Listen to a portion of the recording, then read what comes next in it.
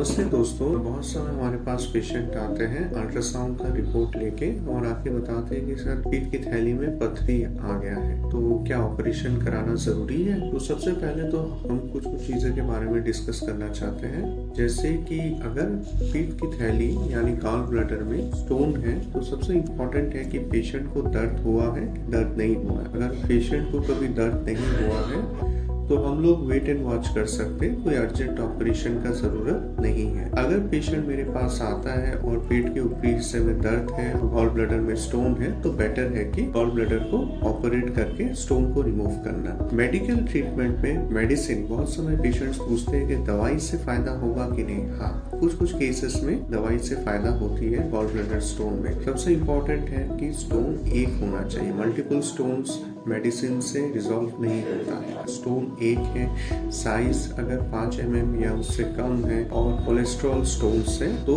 ये stones resolve हो सकते हैं। अगर पेशेंट को size of the stone 5 mm से कम है लेकिन पेशेंट को दर्द हुआ है यानी पॉलीसिस्टाइटिस का पेन था, तो बेटर है कि गॉल ब्लैडर को हटा देना। तो सबसे इम्पोर्टेंट है कि मेडिकल ट्रीटमेंट के लिए साइज ऑफ द स्टोन और नंबर ऑफ द स्टोन ये इम्पोर्टेंट है। और अगर पेशेंट को पेन हुआ अपर एब्डोमेन में जो कि गॉल ब्लैडर स्टोन की वजह से है, तो बेटर है कि सर्जरी करा लेने के लिए।